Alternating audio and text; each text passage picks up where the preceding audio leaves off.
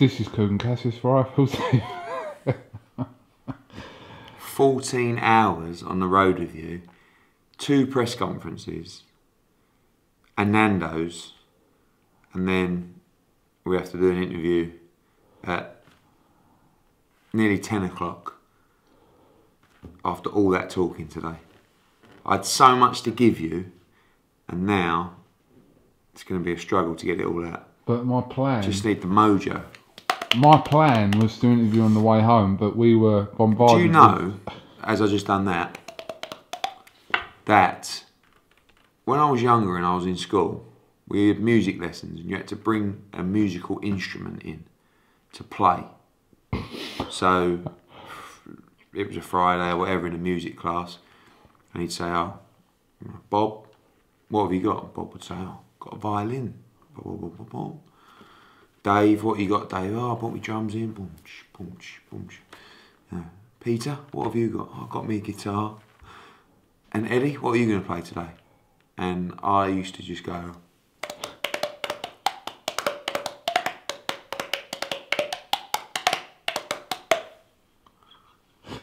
No wonder I got booted out. Sorry, my brain's mashed. It's going to be one of those interviews. Quite a talent. Thank you, mate. It was quite a talent. Beautiful house, by the way. Do you remember that first day I come here? What an extraordinary life. No ordinary life. So cringe. Google no ordinary life. That was so the first thing we've done with video. Anyway, let's get cracking.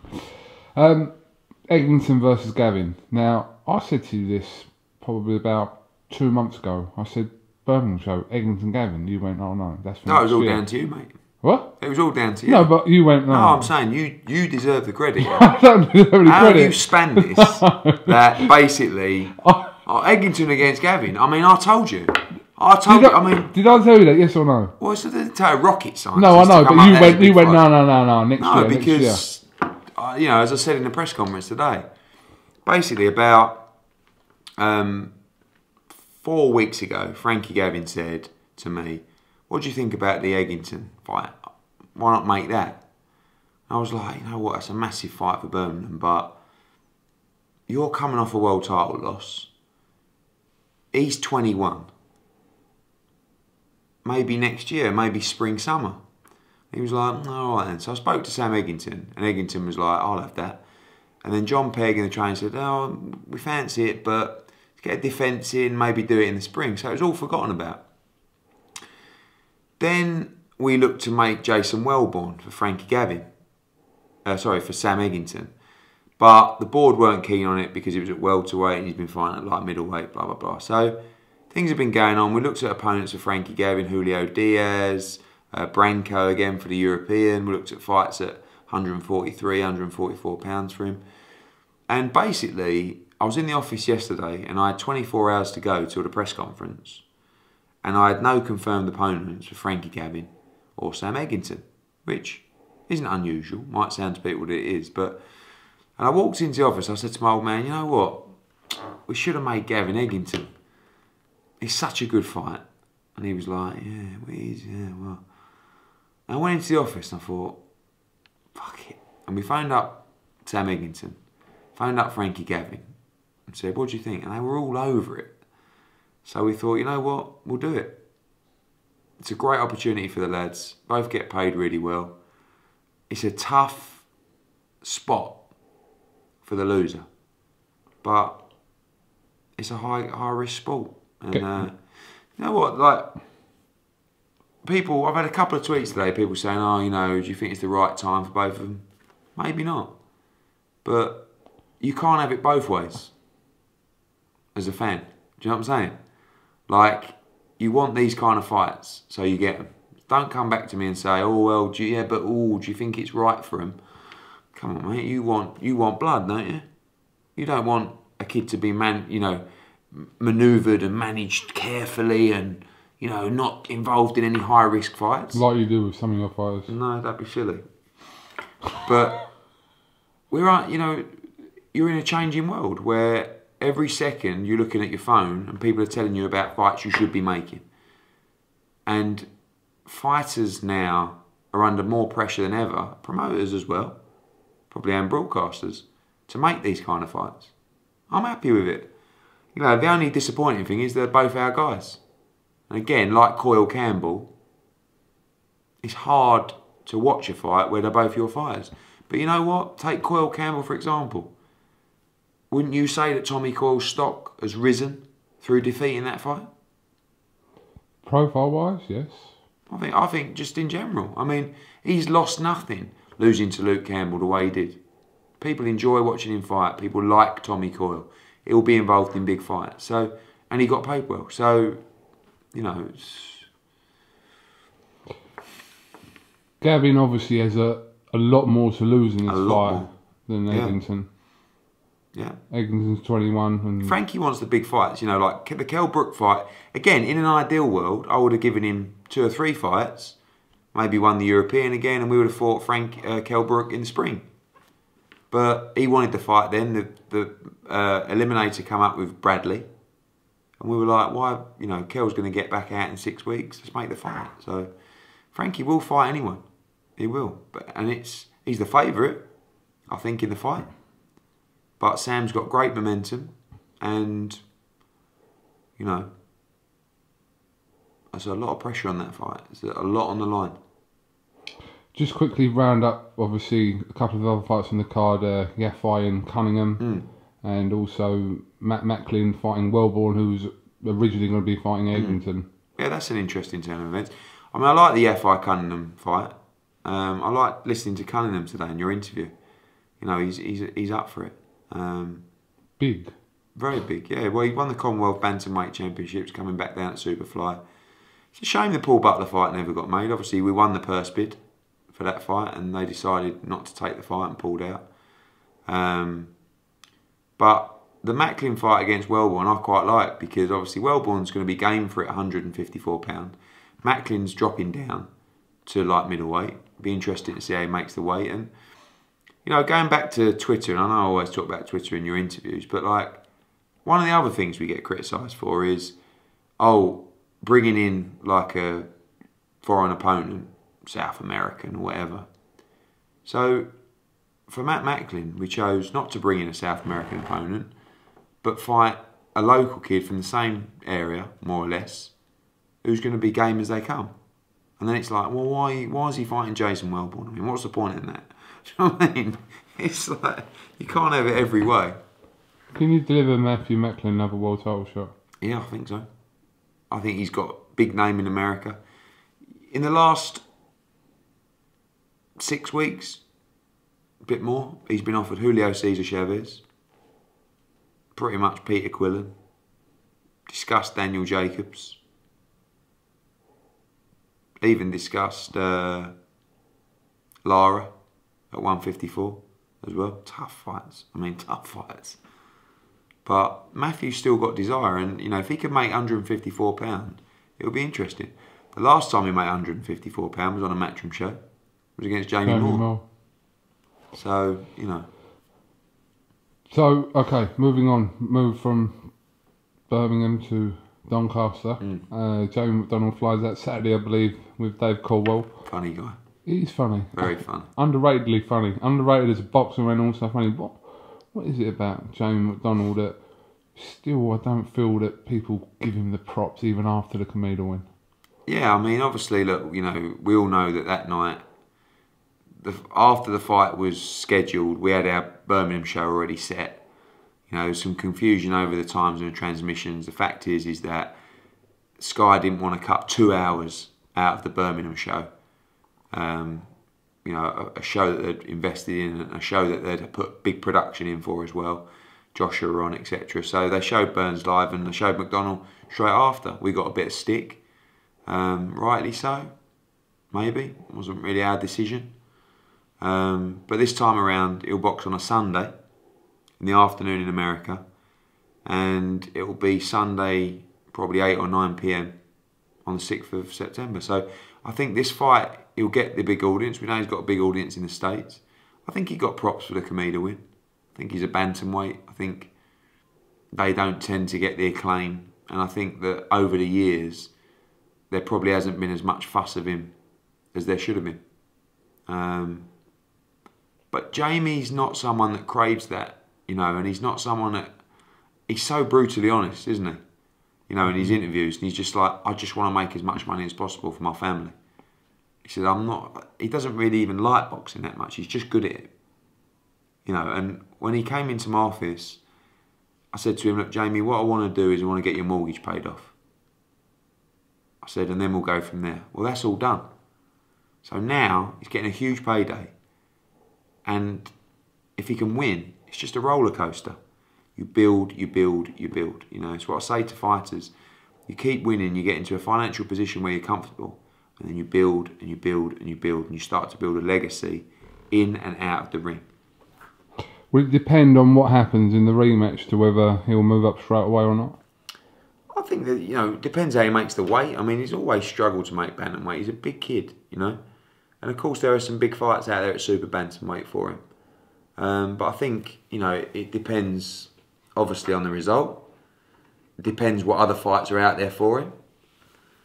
And it depends how easily he makes the weight. So I don't think he's necessarily going to move up to super bantam if he wins. But Jamie's just, you know, Jamie just says to me, just get me the biggest fights you can. I don't care where they are. I don't care who they're against. Just get me as much money as possible. That's what he asked from me. And that fight was the Kameda rematch. Sunday the 6th of September.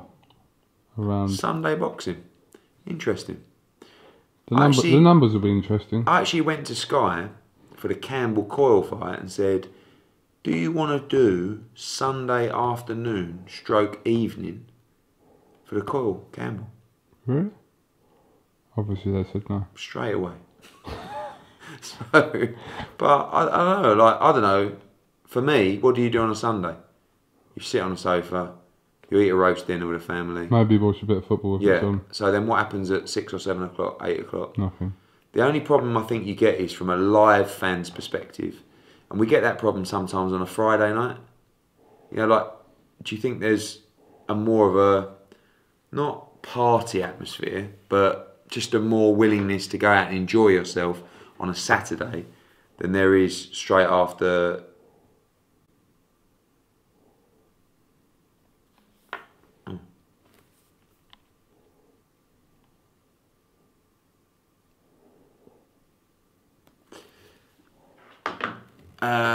Who's that? That was good news actually, but I can't tell you. I scrambled my brain now. Yeah, so on a Friday night show, or versus a Saturday night show, I've lost track. But do you understand what I'm saying? Do you get the same feeling on a Sunday when you know you've got to go to work tomorrow? Are you going to go out and have a great time? But how many people watch boxing? Like Talking about a live audience, right. As in the arena. Right, okay. You know what I mean? I was just talking about McDONNELL. No, I think from a viewer's perspective, yeah. I think Sunday boxing can work. I'm just not sure it'll give you the same... No, what we're trying to do is we're trying to bring across the atmosphere in the arena to the fans at home. And if the atmosphere isn't up to scratch, sometimes you can lose a little bit in the translation. So for me, when you see everyone having a great time on a Saturday night, on a Sunday, they're sort of there going, I'll have a... Well, it's not about the drinking mentality, but you know, I've got to get up early in the morning, so I'm not going to have a late one. And just the mindset changes of the live fan. Okay. What on earth is going on with Kell Brook? Because we're still no news, if that's even a phrase, about an opponent for the 24th. Oh, I mean, I haven't made an announcement yet. I mean, normally I'd make an announcement 8-9 weeks out, and we're due to fight on October 24th. We're tying up the broadcast end of that. We've agreed terms with Diego Chavez. We're still talking with Ruslan Provodnikov. And at the weekend we had a meeting with Bob Arum about the Tim Bradley fight. And that's a fight that I'm really keen to make. Really keen to make. And that's a fight that Kell wants badly. How likely for the 24th? I don't think so, personally. Why? A lot of things, really. I mean, you know, again, the broadcast situation is the October 24th fight involved with another show. The Bradley fight is a fight that requires a huge amount of money to bring him over. So you know, it's a fight that needs a little bit more planning to make sure that both Bradley and Kell Brook can get the paydays they need. For me, it feels like where Kell is at the moment, you know, a Chavez, a Provodnikov, those kind of guys is the next fight, and then the one after is Bradley. And, you know, that could be March or April. I just love the fight. I think Bradley's one of the best welterweights in the division. One of the problems we have is people in boxing know how good Kell Brook is. So sometimes you mention their name and it's not even that they want to contemplate it. Brandon Rios, in my opinion, I think their team just knew they couldn't win the fight. And that's why they didn't want to come. You know, I delivered everything they asked for financially. We got to where what I was asked to do, a rematch in America. But it just came down to the fact that I can't win this fight. So I'm not going to take it. Kell Brook is that good and he's difficult to match. And, you know, people say, oh, you're going to have to go to America and, you know, I kind of want to build a great fighter like Kell Brook in the UK. You know, we've got a lot of fighters going to America at the moment and that's fine. And we'll continue to do so if that's right for them. But when you've got a fighter that has a huge future in the UK, let's not just send them out to America. You know, we don't want to start sending all our top fighters to America, do we? We want to make some big fights in the UK. We're a big market here. But Kell's next fight, you know, there's a chance we could announce this week. But I think more likely early next week. He gets back Thursday next week from camp. So as soon as he gets back, we'll be looking to go straight into a presser. So are you saying it will either be Chavez or it will be Provodnikov? Yeah, I mean, look, there is an outside chance. I think if we was to go with Bradley, we'd probably go a little bit later. Might go in November. Because I think it's a standalone big show. Maybe put it on November 21st. But I don't know. I mean, you know, the conversation with Bob Arum and Top Rank were encouraging, and they like the fight, you know. But again, it comes down to money, doesn't it? He's not just going to... He's doing very well, Tim Bradley, in America, so he's not just going to fly over for a bit of fun. He wants pain. So, I just think it's a great fight. You know, I think it's one of the best fights in the division. So, in your meeting with Bob Arum, obviously, the topic of QUIGG-DONAIRE would have undoubtedly come up. Where is your stand on that? The stand on that is that that's a fight that's definitely in play. They want to do the fight in Dubai, if that comes off, their Dubai show. We want to do the fight in Manchester. They're happy to come to Manchester, again for the right price. And that's a fight that I think can definitely happen in November. On the same night as a potential fight between Crawler and Perez. Yeah. Yeah. I mean, that's virtually done for November 21st. I think you'll get an announcement this week on Crawler. And again, another huge night for Manchester. So how confident are you that both of them fights will happen on that date you want? I'm 95% sure that Crawler will fight Perez on the 21st of November. I'm 60% sure that Quigg will fight Donaire on that date. But there are talks ongoing with Al Heyman's team about Carl Frampton, and they've been quite, you know, they've been quite positive, because obviously now I'm talking to different people, and the communication lines are open. I've spoken to the McGuigans as well, but from the Heyman side, there's ideas going backwards and forwards, and it is encouraging. And you know, my worry is that, you know, if the Frampton-Quigg fight doesn't happen, then Frampton has to fight Shingo Wake, which is mandatory. And if Quigg fights Donaire and beats him, that fight becomes even harder to make. Because after that, Scott Quigg's going to want, you know, potentially even the bigger share of the pot. So it's always difficult. But all I can tell you on Quigg-Frampton is there are active talks, which is always encouraging. With Team Heyman or yes, none of the McGuigans? I have spoken to the McGuigans, yeah. But the majority of the conversations have been... But you feel it's more positive than it was? Very, yeah, my new conversations are much more positive. Yeah. Obviously for next year. No, I want to do the fight in November. Really? Yeah. Well, there's no point talking about a fight for April, May next year. I mean, we can talk about it, but really, we want to talk about the next one. And there's no reason why that fight can't happen in November, December. Another thing I wanted to ask you about, Lee Selby. Same situation with James DeGale, really. It's very confusing, obviously, when DeGale and obviously Selby, write that or tweet that they've sort of linked up with Al Heyman. To people that don't know much or any different, assume that they're sort of leaving your camp to sort of link up with Al Heyman, but that's not necessarily the case. No, I'm the promoter. I mean, Selby, for example, will box in October. You'll get an announcement on that. Could be this week.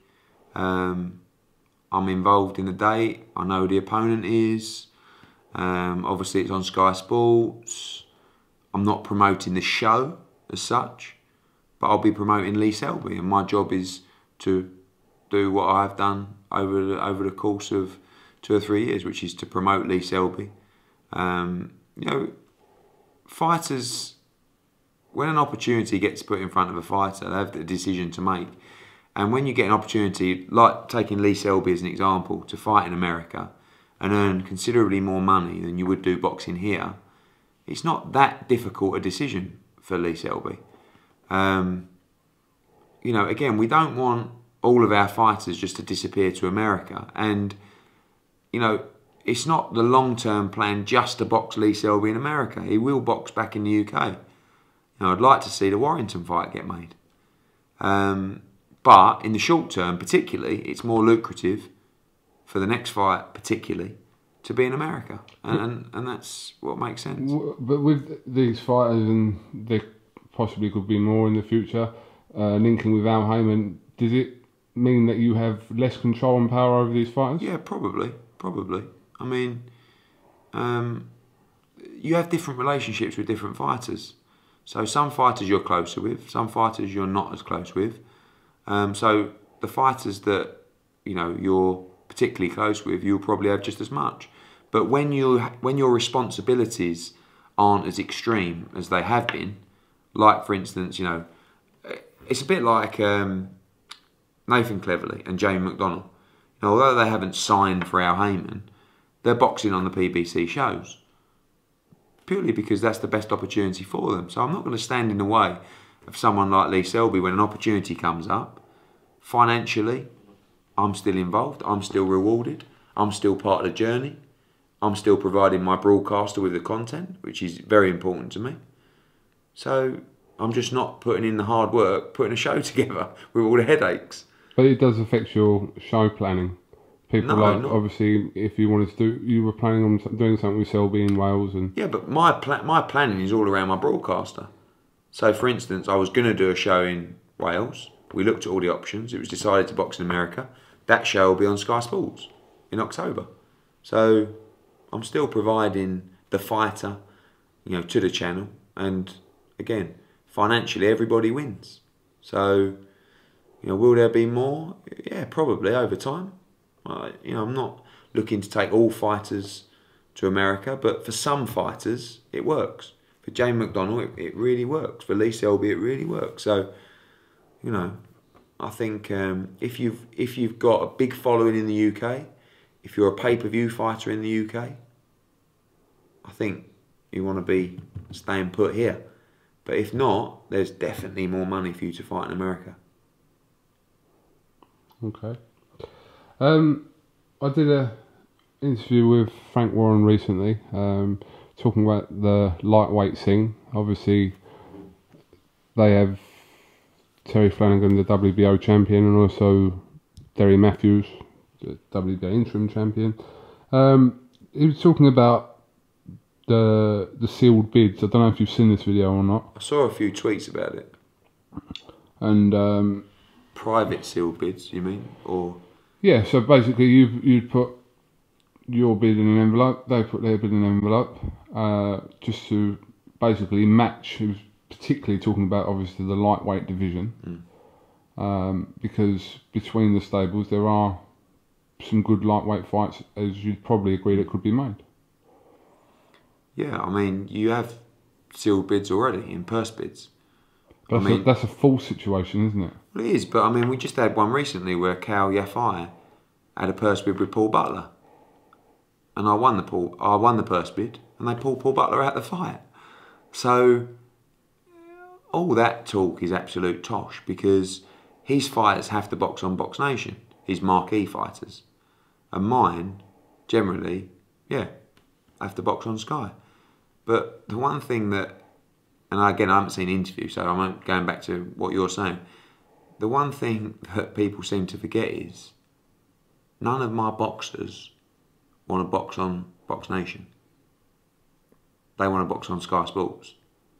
So if I turn around and said to my fighter, your next fight is on BoxNation on a Frank Warren show, they wouldn't be very happy with me.